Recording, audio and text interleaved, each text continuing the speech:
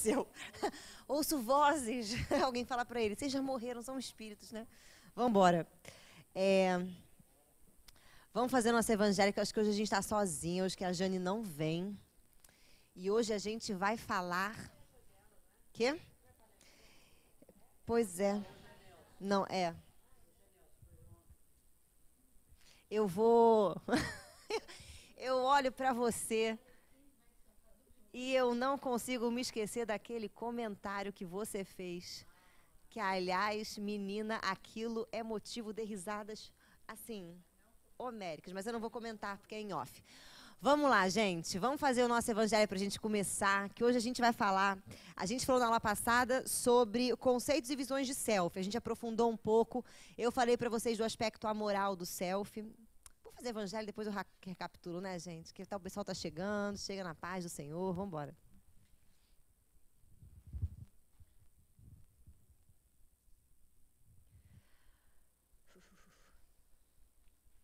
Deveis sempre ajudar os fracos, embora sabendo de antemão que os a quem fizerdes o bem não vô-lo agradecerão. Ficais certos de que, se aquele a quem prestai um serviço o esquece, Deus o levará mais em conta do que se a sua gratidão o beneficiado vô-lo houvesse pago. Se Deus permitisse, por vezes, sejais pagos com a ingratidão, é para experimentar a vossa perseverança em praticar o bem. Valeu, Deus, né? Obrigado. Vamos fazer a prece. Agradecemos, Senhor, a oportunidade de aqui estarmos. A nossa querida veneranda que abre as portas de sua casa, a fim de que possamos, da melhor maneira, começar a compreender a nós próprios, ampliar o nosso conhecimento e, desta forma, a nossa consciência. Então, assim pedimos a ela que possa nos orientar na nossa tarde de estudos de hoje. Graças a Deus. Vamos lá, gente. O que eu fiz com vocês na aula passada? Vem, mulher de Assis. Olha que fantástica. É ela mesmo. Vamos lá, gente. O nosso tema é self e o processo de individuação. Nós falamos sobre... E que é isso? É para mim? Não. É para a Jane. A Jane está aqui? A Jane acho que não vem hoje. É. Tá. O nosso tema é... A gente falou na aula passada de conceitos e visões sobre o self. Então, o que a gente fez? Coisas importantes que eu falei para vocês e que têm que estar gravadas na alma de vocês, tá? É aquele primeiro conceito que eu falei, que o self, ele era o quê, gente? Vocês lembram que eu escrevi aqui, que eu li um texto de Joana? Isso, obrigado.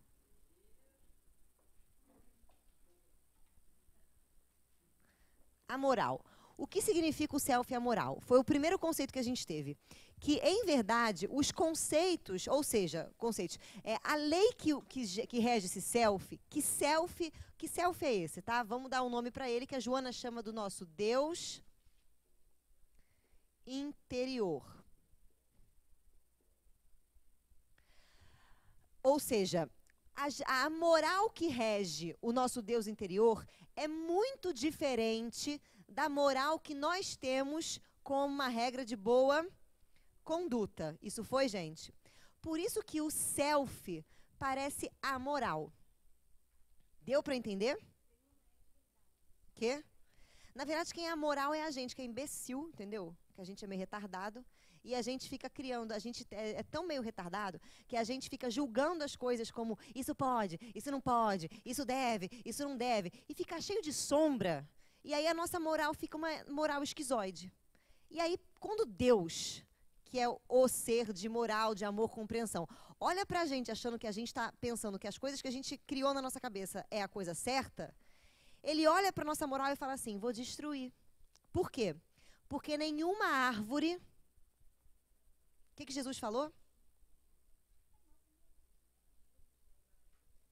Que nenhuma árvore, nenhuma planta que meu pai não plantou ficará em pé. Ou seja, se você cria um conceito de ética e moral que não está dentro do conceito de ética e moral do self, o que Deus vai fazer com você? Pof. Exatamente, gostei disso. Ele vai dar um peteleco na sua consciência, né? Ele vai fazer você repensar. Ele vai fazer você ressignificar. Ele vai fazer você botar a sua cabeça para pensar. Foi, gente? Vocês estão me entendendo? Fala comigo. Obrigada, porque eu me sinto mal se vocês não falarem comigo, né, gente? Vamos lá. Então, foi traduzindo. Dentro de você existe um Deus interior que tem uma moral diferente da sua. Por quê? Porque você criou uma moral, a sua moral que você cria é baseada no seu ego. E essa moral que o ego cria, ela é baseada em algumas coisas que a gente vai pensar aqui. Ela é baseada em quê? Ela é baseada na educação que você recebeu. E muitas vezes a educação que você recebeu é uma educação esquisita, é uma educação estranha. Por quê? Porque sim. Vou explicar. Sabe aquela fala da sua mãe? Eu não sei vocês, mas quando eu era pequena, eu ouvi umas coisas da minha mãe assim: Cristiane, sai daí. Se eu não saísse, eu ouvia assim: se você não sair daí, eu vou tirar a sua vida. E eu saía, entendeu? Porque era assim. Do tipo, Cristiane, não toca aí. Mas eu quero. Se você tocar, eu vou quebrar os seus dedos. Que eu parava de tocar na hora. Entendeu? Aliás, tem uma educação, eu tenho uma história, gente, que é uma história da minha educação que foi traumática, que fez com que eu e meu irmão, durante muito tempo, achássemos que minha mãe era tipo Deus. Tipo Deus. O que era se fez? A gente brincava numa escolinha, tinha uma escolinha, e na frente da escolinha tinha um parquinho. E o balanço do parquinho era maior do que o balanço que tinha na minha escolinha. Então saía eu e meu irmão da escola e ficava: mãe, a gente pode ir no parquinho? E aí minha mãe não tinha paciência. E tinha umas mães da escola, sabe aquelas mães? Não sei explicar, gente. Aquelas mães que acham que o filho é a melhor coisa do universo. Que fica lá lambendo a cria. Ai, meu filho. E a minha mãe não tinha paciência para aquelas mães. Então minha mãe não queria deixar a gente no parquinho, porque aquelas mães iam fazer o quê? E ela ia ter que ficar: que lindo seu filho, queria chutar a cara dele. Mas não ia falar isso, né? E aí, então minha mãe falava assim para mim e pro meu irmão: vocês podem ir no parquinho, mas quando eu chamar, vocês voltem pro carro rápido, porque senão o homem do saco vai passar e pegar vocês. Cara, eis um dia que nós estávamos no parquinho, balançando, feliz da vida. Daqui a pouco eu avisto um senhor. O senhor tinha um saco. O senhor moribundo, com aquele saco de batata cheio, andando. A hora que eu vi aquele negócio, eu pulei literalmente, eu pulei do balanço no ar, saí correndo. Meu irmão estava no gira-gira, igual aquela criança com a cabeça para fora, vomitando, sabe? Já assim, girando, e a criança dentro, correndo no gira-gira. Eu gritei assim: Marcelo, o homem do saco. Eu enfiei a mão no gira-gira, peguei uma criança, por sorte era ele, eu arranquei a ele do gira-gira, com a força que Deus não sabe de onde é que eu tirei. Ele saiu, toquei a Cristiane, eu virei a cabeça dele: o homem do saco. E o Senhor passando. Eu e meu irmão, a gente pegou num pique, a gente foi correndo no carro, e a Iraci de porta aberta no carro, com a perna assim, né? Tipo, na porta, tinha um espaço aqui, um vão entre ela e a porta, conversando com uma das mães chatas. Daqui a pouco entra eu e meu irmão, igual um tiro no carro, e a gente gritava: vem, mãe, vem! E aí minha mãe olhando aquilo: o que aconteceu? A gente: o homem do saco, vem, mãe! E aí a minha mãe, para não perder a moral, chegou para a mulher e falou: dá licença, o homem do saco. Entrou no carro e foi embora. E aí, vocês não têm noção do que foi aquilo. Por quê? Porque a gente... Gente, vocês acham que isso é brincadeira? A gente achava que o homem do saco era brincadeira até ele aparecer. Então, quando era assim, falava pra gente assim: não vai em tal lugar. Cara, vinha a reminiscência do homem do saco. E a gente, então, e às vezes ela não queria que a gente fosse em tal lugar, do tipo, a Iraci, vocês já perceberam que está no inverno, né? Então a Iraci, ela vem com ela está feliz porque está fazendo 16 graus. E ela que acha que 16 graus é menos 5. Então ela usa as roupas da Europa, que ela gosta de usar quando ela viaja, né, quando ela viaja lá. Então ela vem com as botas, com uns chales, umas coisas lindas, porque ela acha lindo. E aí ela vem maravilhosa e está fazendo aquele frio. Aí ela olha para mim, que dou aula e palestra assim e falo assim, você vai ficar gripada. Se eu continuasse nessa moral louca da educação, o que ia acontecer comigo? Eu ia ficar gripada. E aí, ou seja, às vezes ela manda em mim porque ela quer que eu faça uma coisa, porque ela acha que eu tenho que fazer aquela coisa. Mas não é bem assim. Foi, gente? Então, o nosso ego cria uma moral baseada nessa educação esquizoide que a gente recebe, né? Não bastante, a gente ainda introjeta uma moral baseado na cultura. Quer ver um exemplo? Por que vocês, homens, quando vocês encontram alguém, vocês viram para a pessoa e falam assim, oi, tudo bom? Prazer. Fala comigo. Obrigada. Que eu ia ficar igual idiota, assim, né? E tá filmando. Então, a gente tem que fingir que a gente é amigo. Por que vocês fazem isso? Exatamente. E você hoje, em pleno século, sei lá que século que você tá, você continua fazendo... É, aquele cara. Você, que ela também já tem medo de você. A gente tem uma fotinho dele, que ele faz perguntas no Livro dos Espíritos 1, que dá assim só... Quando ele fala assim...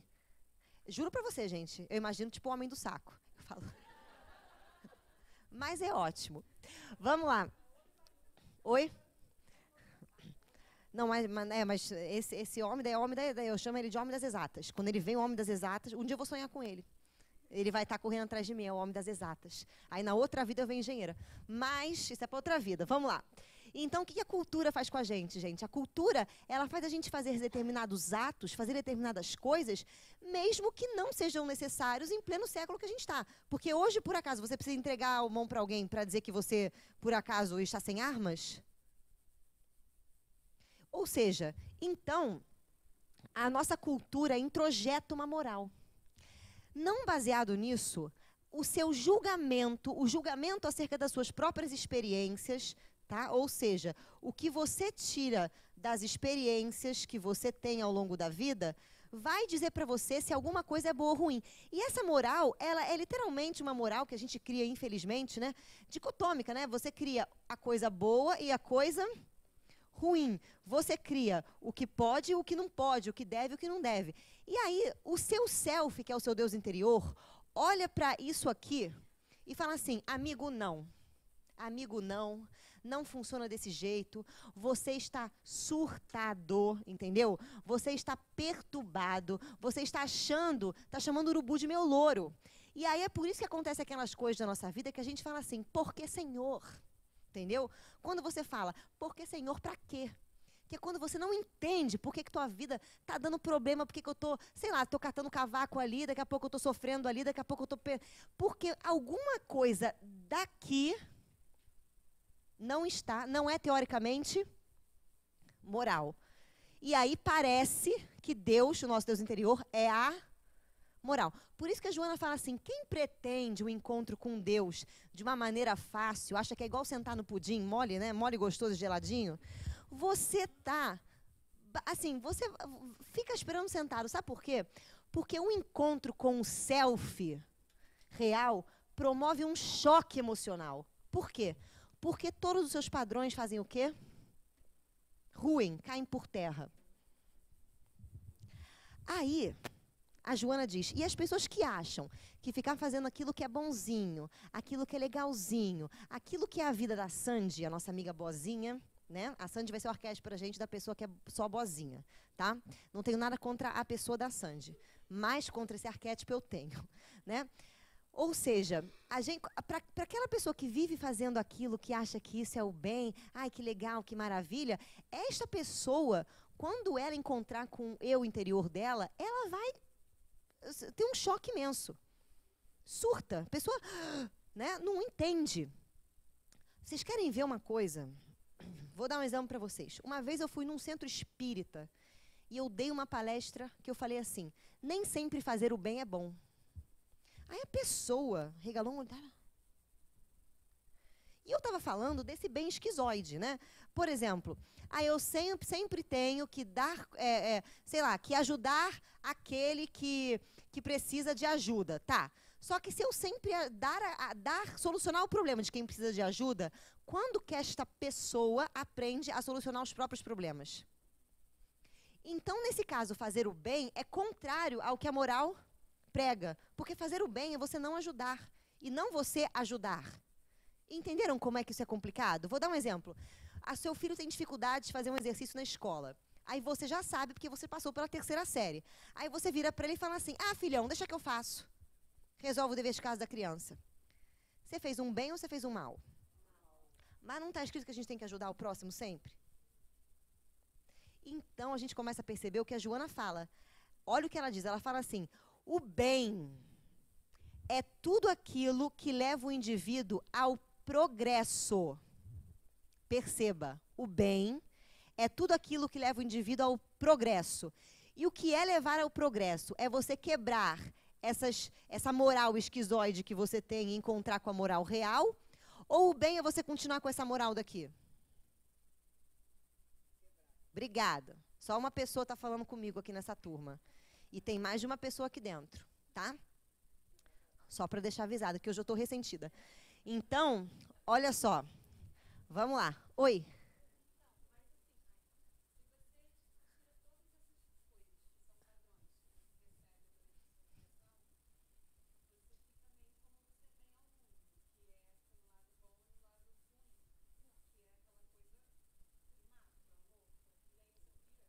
Não, calma. Gostei da pergunta. Não é que você tira, não é que você tira isso. Você não tira. Você, na verdade, ressignifica. O que é ressignificar? Você dá uma ajeitada, entendeu?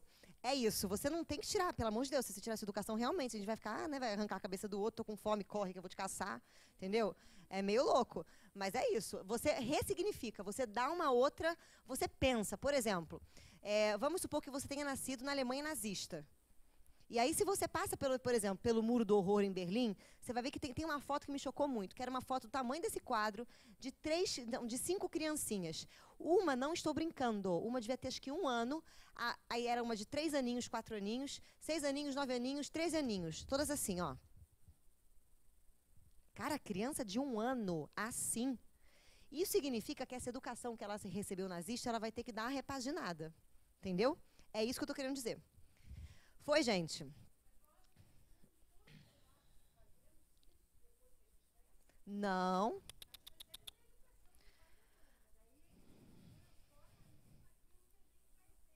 Olha, teoricamente a gente devia fazer essa transformação. O problema é que tem algumas questões que a gente não pensa. Como assim? Tem algumas questões culturais que a gente nem cogita de pensar. Quer ver uma questão que a gente não cogita de pensar? O que é ser bem-sucedido financeiramente. Ser bem-sucedido financeiramente é você ter o quê? Dinheiro. Você não cogita que ser bem-sucedido financeiramente pode ser simplesmente você ter dinheiro para se sustentar. Você não cogita de botar isso aqui na sua vida, porque a cultura... Quer ver outra coisa que a gente não cogita? Olha só, você passa por uma dor, por um sofrimento. As pessoas, às vezes, não cogitam que a dor é a única maneira de você enxergar uma coisa dentro de você que você não estava vendo. Que a dor é uma coisa, então, boa. Aí a pessoa fala, não, mas é difícil. Não, mas ela crê, mas não crê. Entendeu? A gente não cogita, por exemplo, que você tem que respeitar os mais velhos. Aí você chega em casa e a sua mãe ou seu avô fala alguma coisa e você discorda numa conversa, a pessoa vira para você e fala o quê? Cala a boca e me respeita. Aí você fala, mas eu não estou te respeitando, eu só estou discordando. Cala a boca e não me responde. Eu te sustento e na minha casa é isso aqui que vale. Aí você, quando tem um filho que tem o demônio no corpo, porque tem a criança, gente, até os 12 anos, já falei para você, ela tem um pacto com o capeta. A criança até os 12 anos é a criança que você, meu bem, a criança até os 12 anos é aquela criança que ela vai querer acabar com a sua vida. Ela vai querer. Então, você tem um filho, por exemplo, que está nessa fase de querer acabar, porque está malcomunado com o capeta, que ele quer acabar com a tua vida, ele vira para você e questiona uma questão da sua educação. Aí você não tem o que dizer, você vira para ele e fala o quê? Cala a boca que eu pago tuas contas, e aqui dentro da minha casa é minha lei. Você repete o que o teu pai falou. Você sabe que uma vez eu ouvi uma pessoa que ela me falou um negócio que me deu tanto medo, que eu falei, gente, eu acho que eu vou fazer de tudo na vida para não ser assim. Olha o que ela falou. Ela falou assim, Cristiane, ela assistiu uma palestra minha e virou e falou assim, Cristiane, você está falando tudo isso agora, mas quando você tiver seus filhos, você vai fazer exatamente o que sua mãe fazia com você. porque eu tenho uma filha que reclamava de mim e das coisas que eu fazia, e hoje ela faz a mesma coisa com a filha dela. Aí eu olhei para ela e falei assim, a sua filha tem problemas. Aí a mulher ficou me olhando assim, eu falei assim, e se ela tem problemas, não ache que eu vou ser igual a sua filha problemática, pelo amor de Deus. Aí a mulher ficou sem falar comigo durante um tempo, porque ela não gostou do que ela ouviu. Gente, pelo amor de Deus, né? Ela acha que é normal ficar repetindo o que o pai faz. Ou seja, ela tá num grau de obsessão muito grande, porque isso aqui é um dos fatores de obsessão.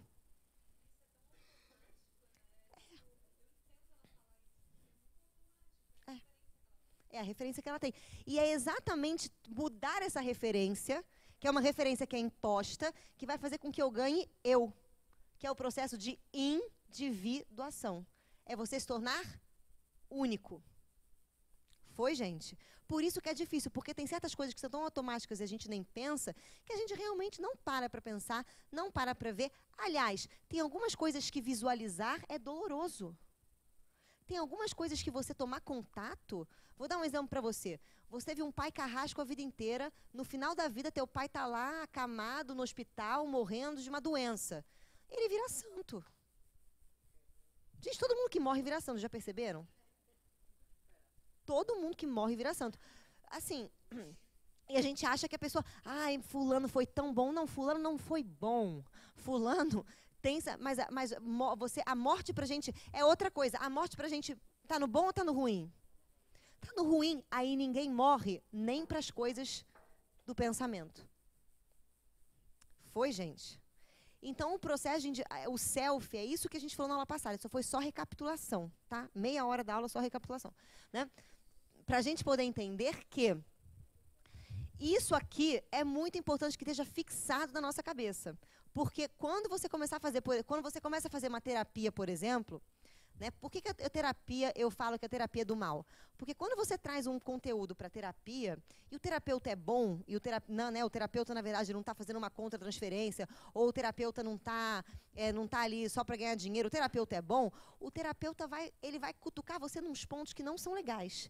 Ele vai fazer você fazer assim, ó, pensa. E aí você vai sair do consultório com raiva do terapeuta. Querendo bater. Então sua terapeuta é boa, entendeu?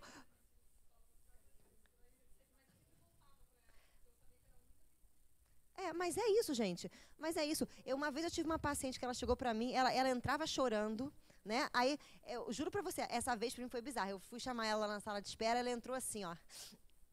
Eu falei, o que aconteceu? Ela, não, é que eu já tô chorando porque eu sei que eu já vou chorar. Aí eu falei, mas... eu sou tão ruim assim? Ela, não, mas é que se eu não chorar, eu tenho certeza que não fez efeito. Aí eu fiquei pensando que tipo de pessoa, que tipo de monstro que não era para ela, né? Mas é essa história mesmo. Era a única que cutuca onde ninguém quer tocar. Porque os seus amigos pra gente, amigos, o nosso conceito de amigos, desculpa, cultural, são amigos que cutucam ou não cutucam? Que não cutucam. Aí você tem um monte no Facebook, né? Mas quando o amigo chega para você e dá uma cutucada, a gente se afasta e fala, ai, fulano me decepcionou.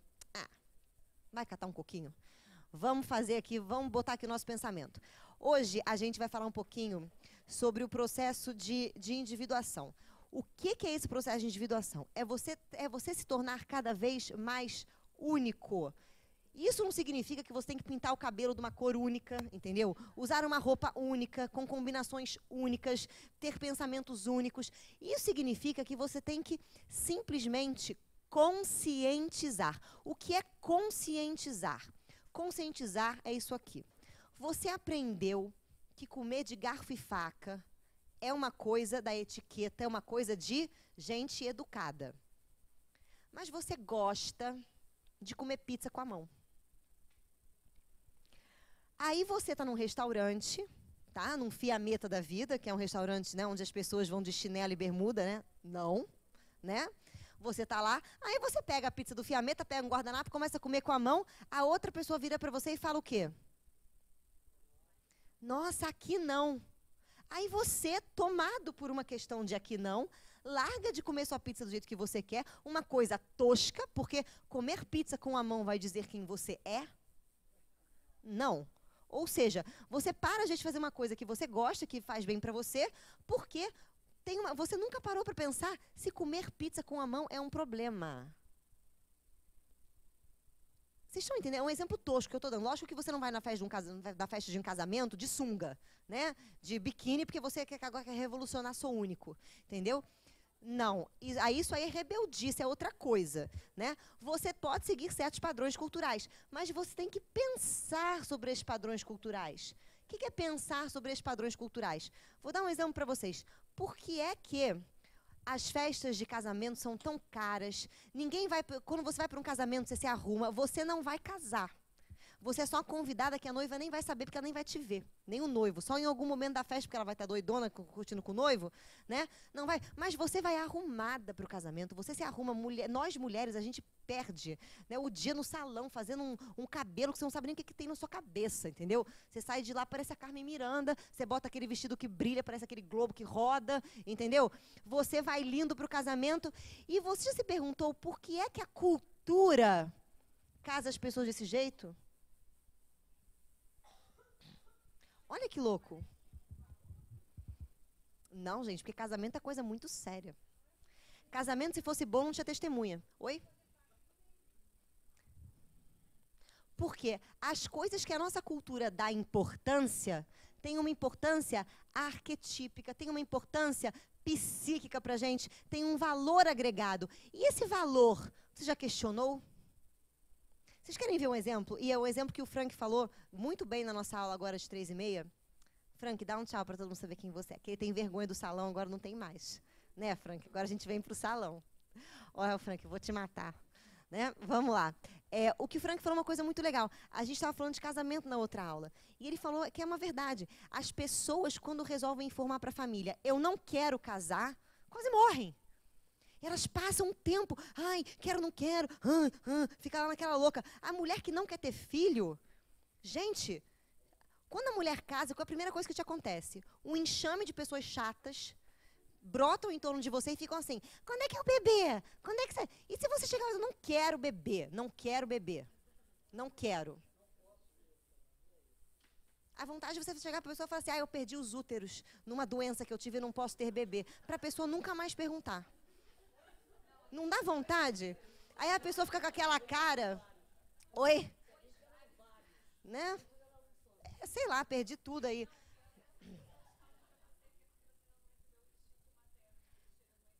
Não, exatamente, que o instinto é a coisa que está voando, baixa em você e você recebe o instinto. Que essa pessoa, né? E a gente ouve umas coisas muito loucas, você está certa. Umas coisas bizonhas e bizarras. Mas a pessoa fica culpada. Gente, quanta gente eu percebo que é culpado porque não está dentro da sociedade. Quer ver uma pessoa culpada que não está dentro da sociedade, que eu vejo? Eu conheço uma pessoa que é empreendedor, nato. O que ele toca dá certo, mas ele não tem uma porcaria na faculdade. Sabe o que ele faz? Vive num salário mediano, vive numa vida mediana, tendo uma cabeça fantástica, mas porque ele não tem uma faculdade, ele não pode ganhar dinheiro. Ele está preso na cultura. Ele nunca pensou acerca do que é ganhar dinheiro. Porque se esse homem vivesse na Idade Média, ele ia estar milionário, né? Mas a gente não pensa assim. A gente não para individualizar. O que é individualizar? É dar o seu pensamento. E dar o seu pensamento não é simplesmente você ficar falando o que eu acho daquilo. Eu acho isso. Não é isso. Não é achismo. Tá? Achismo, pra gente, é uma coisa do mal. Por quê? Porque muitas pessoas, e a maioria delas, não são formadoras de opinião. Elas são comedoras de opinião. Porque você pega o que fulano falou, o que ciclano falou, e aí você acha bonito e você fala, e você não sabe nem por que você admira fulano, nem o que você vê no fulano, mas você acaba catando a ideia do fulano. Ou seja, para você poder fazer uma opinião sobre alguma coisa, um pensamento sobre aquilo, você tem que ter conhecimento. Por isso que no livro dos Espíritos está escrito assim, espíritas, amai-vos, mas instruí-vos.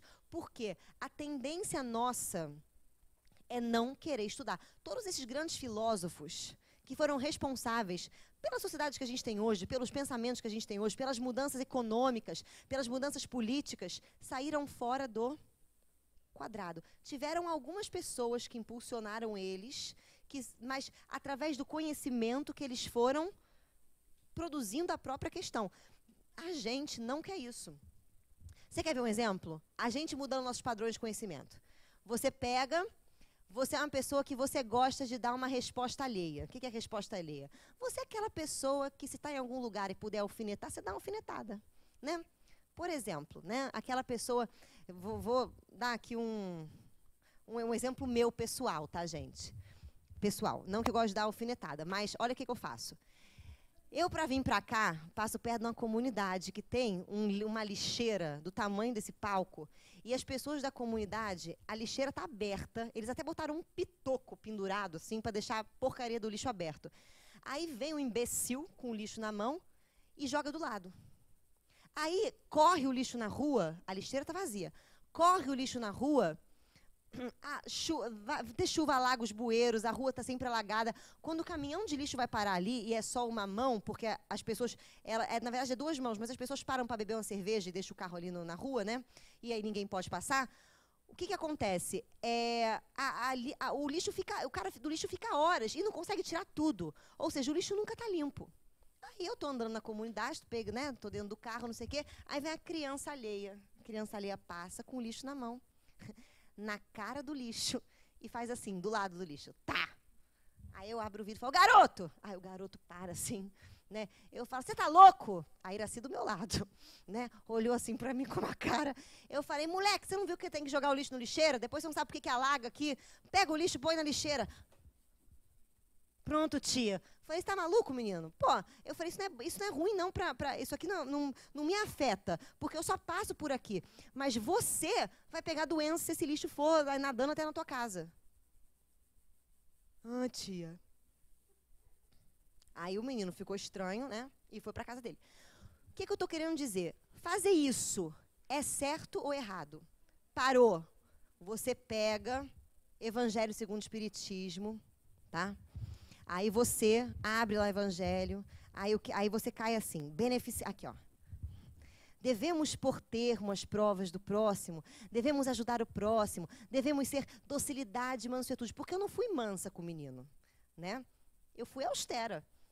E o menino, sem a minha austeridade, não ia ter nunca talvez pensado que ele deveria botar o lixo dentro da lixeira.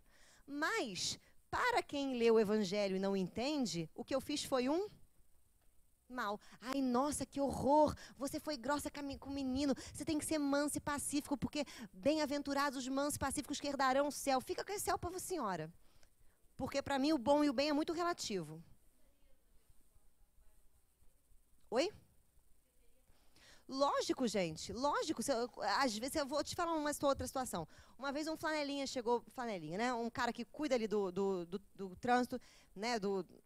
Na verdade, ele elegeu uma rua para ele, porque a rua não é rua para você pagar os R$2 de vaga certa. Aí ele veio com a camisa do vaga certa, assim para mim, gritando lá de trás, R$2. Aí eu olhei, não tinha placa, não tinha ninguém. Eu parava ali todos os dias, não tem R$2. Aí eu saí do carro, falei assim, cadê a placa? Não tem placa não, senhora, é porque vão botar. Eu falei, cadê a placa? Se você está me cobrando R$2, é porque isso aqui é por lei da prefeitura e eu tenho que pagar R$2 a você. E se eu achar a placa, eu vou pagar. Cadê a placa? Não, é porque eu falei, isso não é muito velho para mentir, não? Aí ele me olhou assim, eu falei, isso é feio. Eu falei, se o senhor quisesse R$2 do meu carro, para guardar meu carro, o senhor vinha aqui e pedia, posso guardar o seu carro? Eu ia falar, pode, eu ia te dar R$2. Mas o que o senhor está fazendo é feio, porque o senhor está usando uma coisa, uma mentira, um trabalho que o senhor tem para vir aqui ganhar um dinheiro extra na outra rua, mas mentindo. Aí ele ficou me olhando, eu falei assim, vou fazer o seguinte com o senhor, eu vou pagar na volta, tá? Mas eu vou pagar porque o senhor está ouvindo o que eu estou falando. Eu tenho certeza que o senhor não vai pedir mais R$2 para ninguém aqui. E fui embora. Aí, quando eu apareci, o senhor veio lá de trás. Ô, amiga, tava esperando você sair. Pô, obrigado, não sei o quê. Não. Ó, cuidei do carro, não sei o quê. Eu falei, tá ótimo, pronto. Mas, falei, era um homem. Aí você pergunta assim, você não tem medo do seu carro ser riscado?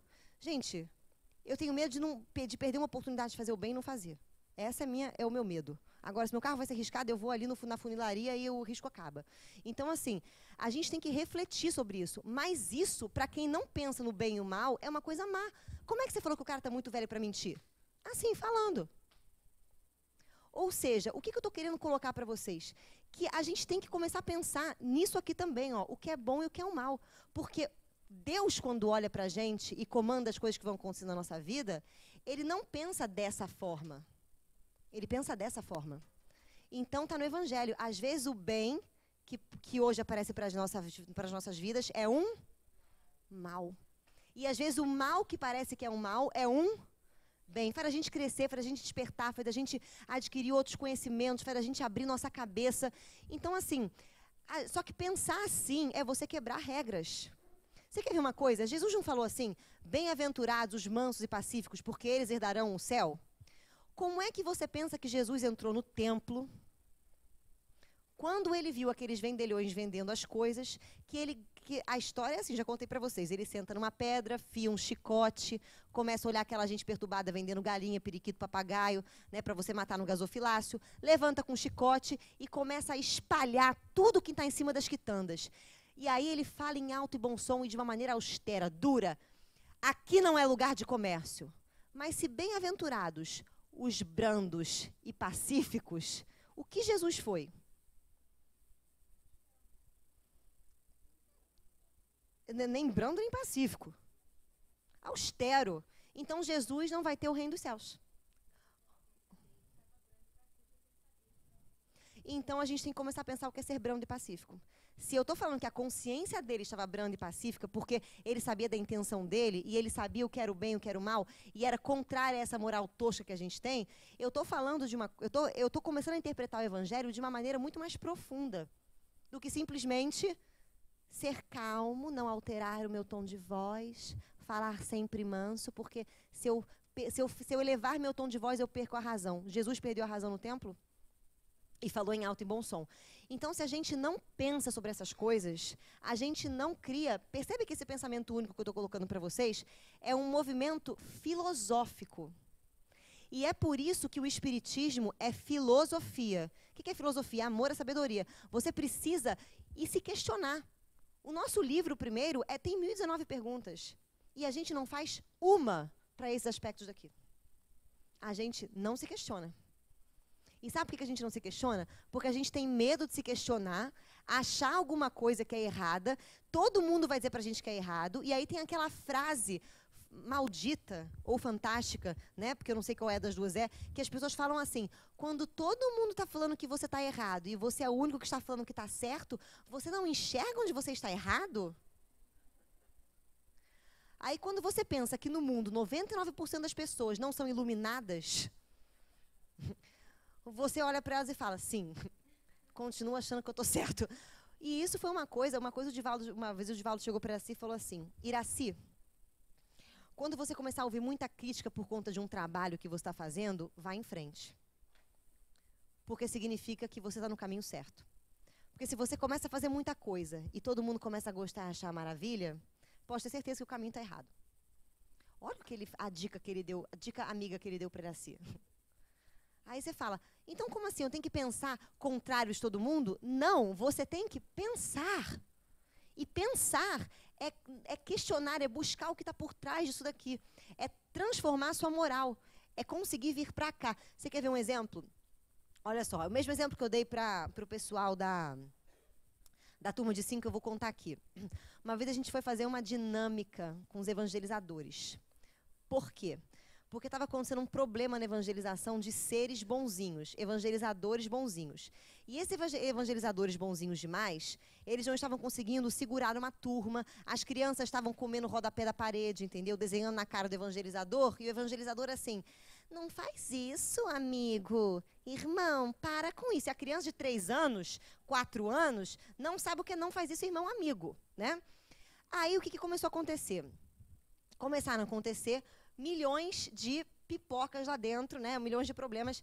Aí me pediram para fazer uma dinâmica, para mostrar para esses evangelizadores o que o bem e o mal era muito relativo, que eles tinham que começar, ou poder usar da austeridade, poder, a criança tá desenhando na parede, dar um grito, que isso? Para a criança parar, entendeu? Não chegar para ele e falar assim, Pedro, aí o Pedro tá assim, ó. Pedro já estava desenhando na parede. Aí a tia fala, Pedro, amiguinho. A criança já fez um Picasso aqui, entendeu? Aí a tia vem com todo o carinho do mundo e fala assim, o que você está fazendo, Pedro? Aí Pedro fez um Monet agora, entendeu? E Pedro continua na parede. Então, assim, é muito complicado. O que a gente fez? A gente pegou várias coisas que teoricamente são só boas para as pessoas, várias palavras que são só boas, e pedimos para ela colocar o lado ruim dessas palavras. Então, qual é a coisa ruim que tem em Jesus? Ai, não tem coisa ruim. Ah, tem sim. Se você, na época que Jesus encarnou, você era um fariseu, Jesus não anunciou para você o reino dos céus, anunciou o Apocalipse. Porque ele destruiu suas crenças, porque ele foi incômodo, porque você quis crucificá-lo. Joana, gente, a Joana, Divaldo, quando você pergunta para Divaldo como é que é Joana, ele fala assim, é austera e dura. E olha como ela é doce. Parece que ela está segurando a lista negra, né? Parece que o seu nome está ali, ela falou assim, trabalhador de última hora. Tu vai trabalhar, né? E você lê os livros de Joana, Joana fala assim, né? É o indivíduo que tem ansiedade, esse indivíduo é você. Porque se você ler um livro que Joana fala que o indivíduo tem ansiedade e não se identificar, você está com algum problema, algum distúrbio psicológico, né? O indivíduo ansioso, vírgula, é um espírito perturbado, vírgula. Assim mesmo, ou seja, ela está chamando você de quê? Perturbado. Isso é legal? Mas Joana pode, né? Agora, se a sua mulher vira para você e fala assim, seu perturbado, que a Terceira Guerra Mundial acontece em casa. Então, a gente começa a refletir sobre isso. E o que aconteceu foram que os evangelizadores muito bonzinhos não conseguiram escrever uma santa palavra ao lado das palavras teoricamente boas. Não conseguiam ver o outro lado, não conseguiam transitar. Então, essas pessoas não vão conseguir nunca entender esse aspecto amoral que a gente está falando, que é contrário àquilo que a gente pensa de bom e de ruim. Porque quando você pega o evangelho e você lê de uma maneira simplista, você lê assim, né? Eu tenho que ser misericordioso com o outro. O que é ser misericordioso? É passar a mão na cabeça? A outra face, uma pessoa virou e falou assim, não, quando Jesus, né, falou da outra face, ele realmente quis que você desse a outra face. Aí você não pode revidar. O que é revidar, gente? Revidar é uma coisa, responder é outra bem diferente.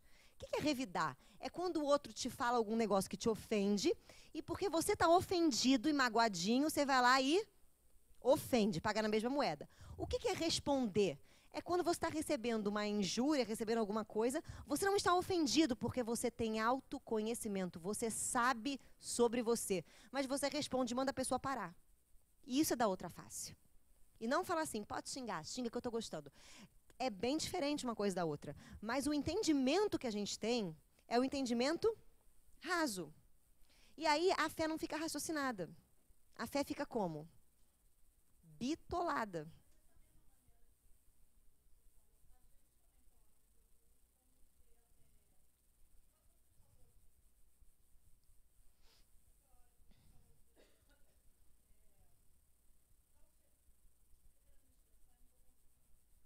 Eu percebi.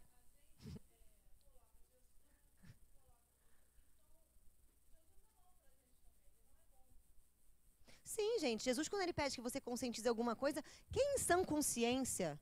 Quando você, o que é conscientizar, gente? A Joana chama o processo de ganhar consciência de um parto transcendental. Mulheres, parto dói. Ganhar consciência dói. Sabe por quê? Imagina você, que você tem 45 anos, tá? Uma idade boa, né? Uma idade já caminhada. Um dia, você com suas convicções e seus 45 anos, descobre que tudo que você pensou está errado, equivocado, e que você tem que relativizar tudo isso. Você vai sentir o quê? Alternativa A, júbilo celeste. Alternativa B, uma depressão desgraçada, uma vontade de morrer e falar assim, deixa eu começar de novo. Porque, né, carregar essa culpa para mais 45 anos é um pouco complicado. Ou seja, a gente luta contra processos terapêuticos. A gente luta contra ver os dois lados das coisas. As pessoas, às vezes, não querem ver os dois lados das coisas. Não querem. E se você não quer ver, você não vai ver. E se você não enxergar, você não vai entender. Então, a gente vai ficar sempre aqui e não vai fazer individuação. Aí, quem não faz o processo de individuação, a Joana chama dos indivíduos que estão ainda coligados no inconsciente coletivo. O que é o inconsciente coletivo? É uma corrente que, quando passa, vai levando tudo e todo mundo. É, por exemplo, uma corrente marítima, certo? um rio com uma correnteza. A correnteza tem só um lado e ela vai levando tudo nessa mesma direção. A diferença de você ser um peixe na correnteza lúcido e um peixe na correnteza tosco, né, não iluminado, o peixe da correnteza não iluminado, às vezes ele vai querer brigar contra a correnteza, ele não vai entender, ou ele vai ir porque todo mundo está indo, mas o peixe iluminado vai compreender que existe uma correnteza, vai compreender para que aquilo serve na vida dele, e conscientemente ele vai seguir o fluxo, porque ele quer, porque ele pensou acerca desse fluxo, porque ele chegou na conclusão. E não porque falaram, ou porque ele viu, ou porque a maioria acha que é assim, ou porque na minha crença religiosa acham que fazer isso é certo e que fazer isso é errado. Gente, se você for parar para pensar, Jesus, ele era judeu, certo? E Jesus foi condenado por quê? Porque ele foi considerado o quê? Herege. Ele teve vários crimes políticos que ele cometeu. Ele foi contra a religião dos fariseus. Ele foi contra a maioria. Mas a gente tem medo de pensar, mas se a maioria pensa assim, alguma coisa está certa. Alguma coisa, entenda que é alguma coisa. Né? E se é alguma coisa, eu acho essa alguma coisa, e aquelas coisas que não estão, eu ressignifico. E é por isso que a Joana começa a falar assim, se você quiser iniciar o seu processo de autoconhecimento, comece a mudar crenças e valores.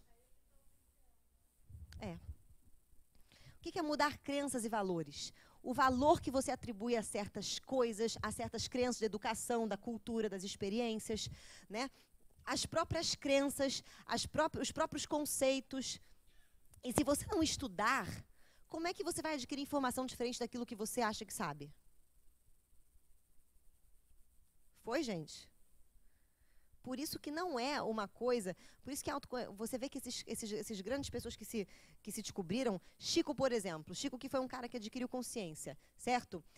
Mas ele fez até a 4ª série. Mas nas outras vidas, ele foi fariseu, rainha, pessoa estudiosa. Ele tinha conteúdo. Você percebe que uma pessoa, ela pode não ter estudo, mas ela tem a alma engrandecida, como era no caso de Chico, porque Chico mesmo assim pensava. Chico era um espírita em Pedro Leopoldo de católicos. Um espírita em Pedro Leopoldo de católicos. Todo mundo era católico. E Chico, não.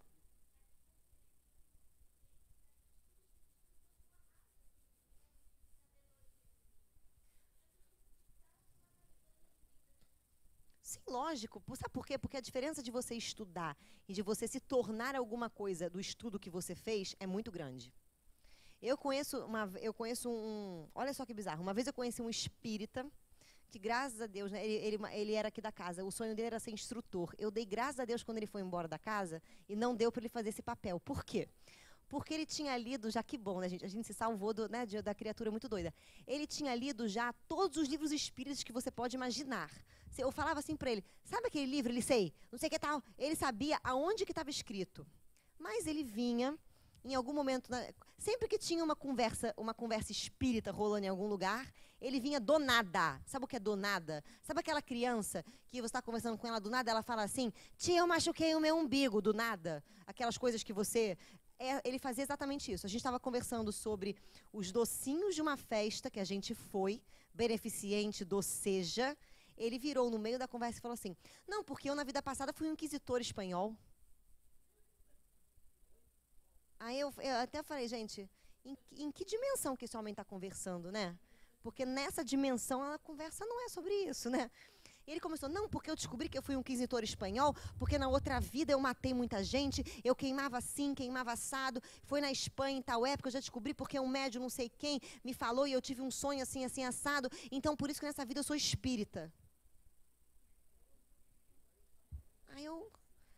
Aí todo mundo ficou quieto, e aí uma mulher virou e falou assim, nossa, que bom que você está remindo, né? Aí eu, uma pessoa que não tem filtro, cheguei para ele e falei assim, mas você contar isso com orgulho, você não tem vergonha? Eu teria vergonha de contar isso para as pessoas.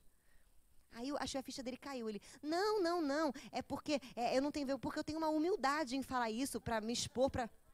Eu falei, isso não é humildade, não, filho. Você quer que a gente bata a palma e ache você maravilhoso, porque não tem o menor sentido o que você está falando. Ele, não, porque nessa vida eu já sou bem melhor do que eu era. Eu falei, não é não. E aí ele começou a ficar bravo. Ele falou assim, não, mas você está falando isso porque você não sabe que você foi na outra vida. Você deve ter sido uma das pessoas que eu queimei. Eu falei, com certeza. Com certeza. Sabe, aí ele ficou naquela coisa, porque tinha que fazer. Aí assim, aí você começa a perceber que a pessoa, né, que é espírita, que precisa ficar contando seus podres do passado, né, a pessoa que não está bem resolvida nem com o espiritismo, nem com o podre do passado dela, né? Ou seja, e precisa estar ali falando e ele só sabia conteúdos, porque se ele soubesse que isso realmente foi, ele teria contado alguma coisa edificante que aconteceu depois de ele ter descoberto aquilo, né? Não compreendeu. Entendeu, mas não se tornou. Por isso que não adianta você ler novos valores, por exemplo, e nem ficar fixo em valores. Você quer ficar fixos em valores? Não, isso é só bom, isso é só bom, isso é só bom, isso é só bom. Porque vai ter uma hora que o demônio vai aparecer na sua vida e vai falar assim, bem feito. Isso também é ruim. Então, eu preciso pensar, e pensar é ter esse pensamento flexível que consegue ver os dois lados, que consegue compreender as coisas. Então, a gente precisa fazer esse tipo de coisa, porque não é só você saber de ideias legais e assumir para você. Vou dar um exemplo aqui, tá? Que eu conheço, né? Tem uma pessoa que eu conheço que ela, assim, que ela acha que fazer caridade é você realmente auxiliar financeiramente ou com coisas, ou com a doutrina, né? Porque aí você começa a ver que a pessoa, parece que ela está catequizando o índio, sabe? Ela acha que o outro é índio e ela pode, porque ela tem um conhecimento sublime, ir lá e catequizar o outro que não tem conhecimento nenhum. E aí ela acha que isso é fazer caridade. Então ela faz o quê? Ela passa a vida numa vida de luxo, uma vida cheia de dinheiro, bebendo o dia inteiro, curtindo, contando, sabe, arrotando os caviares que ela compra e que ela come, falando disso, vivendo uma vida materialista completamente, mas quando ela sai na rua que ela está, né, no carro dela maravilhoso, ela abre o vidro e dá umas moedinhas para o pobre na rua. E ela está fazendo bem. Pronto. Mesmo para crianças. Por que eu falo mesmo para crianças? Porque muitas vezes, e a gente já viu várias vezes aqui, porque a gente vai entregar quentinho aqui, as crianças saem da sua casa, escondidas da sua mãe. Por exemplo, as crianças moram em Santa Cruz. Pegam um ônibus, vêm para cá, para Barra, passa o dia inteiro aqui na praia, depois fica pedindo. Aliás, uma vez eu encontrei um menino do Seja, que é atendido aqui no Seja Família, que recebe cesta básica, que não tem uma condição tão ruim assim, né? Mas é atendido aqui, pedindo para pagar um lanche no Big Polis. Quando ele me viu, ele ficou roxo. Aí, tio, eu falei, o que você está fazendo aqui? Aí ele falou assim, não, eu estou na praia. Eu falei, não, você estava na praia, agora você está aqui pedindo dinheiro para a moça. Eu falei assim, cadê sua mãe? Sua mãe sabe que você está aqui? A mãe não sabia que o garoto estava lá. Mas se fosse essa senhora da picape, o que ela teria feito? Teria dado. E isso para ele seria horrível, porque ia reforçar um comportamento dele. Oi?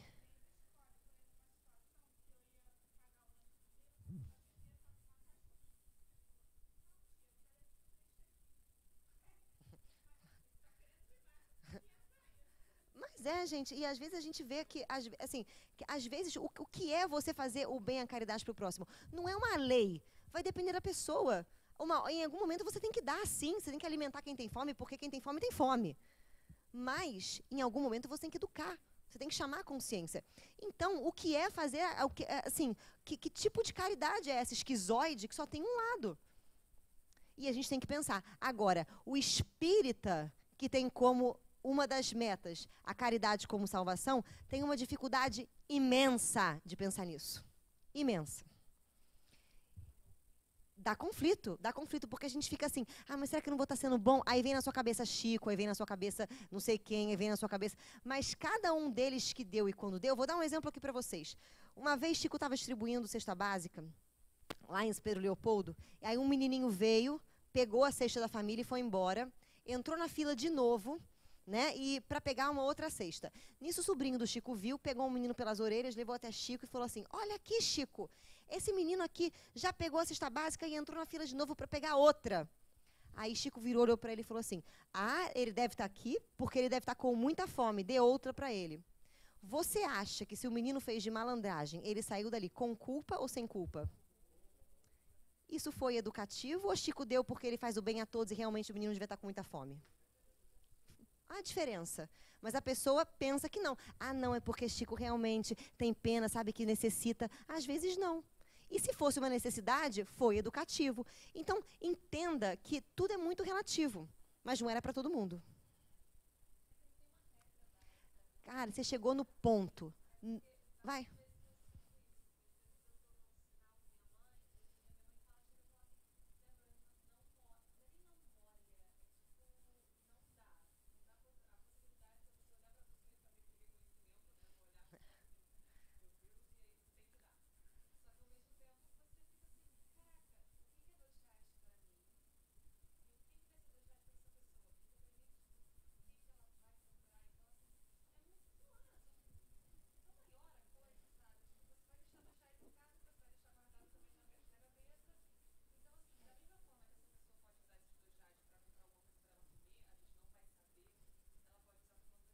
Pode. Chego, gente, ela fechou a aula de hoje. Essa menina é fantástica. Você tem que vir dar aula aqui agora. Na próxima quinta-feira será a Débora, a professora de vocês. Gente, perfeito, Débora. É exatamente isso. Gente, não tem uma regra fixa. E envolve milhões de circunstâncias. E o que vale, em verdade, em tudo aquilo que você pensa e que você faz, é a sua intenção. E intenção não é você saber só o que você quis fazer, é você ter consciência da sua intenção. É você saber o porquê é que você quer aquela intenção. Porque às vezes você tem a intenção de ajudar o próximo porque você está com culpa que você não está ajudando. Aí a sua intenção parece que é ajudar o próximo. Mas quando você sabe o que é realmente ajudar o próximo e a sua intenção é de ajuda ao próximo real, é isso aí. Você pode fazer ou não fazer, vai depender do que você achar. Mas é a sua intenção que vai... Porque, na verdade, quem é que vai prestar conta da sua própria consciência? Você. Então, você tem que saber da sua intenção. Entendeu porque o livre-arbítrio é uma das regras que Deus coloca na nossa vida? Porque tudo é muito relativo. Foi, gente? Isso não dá segurança, né? Isso dá um desespero, mas... Eu vou terminar aqui a aula com Dostoiévski, o grande inquisitor, no mito do grande inquisitor. Quando Jesus volta, o grande inquisitor o persegue e quando ele encontra Cristo, ele vira e diz assim: eu vim matar o Senhor, porque o Senhor está oferecendo para essas pessoas liberdade. E elas não querem liberdade, elas temem a liberdade. Elas querem que nós digamos a ela o que elas têm que fazer, como elas têm que agir, o que é certo e o que é errado. E você não vai dar isso a elas, você vai dar a liberdade. E a liberdade, elas não vão saber o que fazer. Portanto, eu vou te matar e estarei fazendo um bem para essas pessoas, salvando elas de você. E é isso que a gente faz com Cristo todas as vezes que a gente foge da liberdade. Louco, né? Vamos fazer a nossa prece. Depois disso, né, você faz até fervorosa a prece. Jesus, pelo amor de Deus, vamos embora. Agradecemos, Senhor, a vida.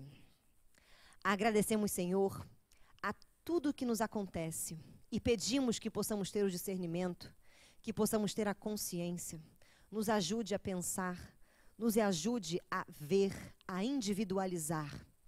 Nos ajude, Senhor, a achar a sua moral em nós.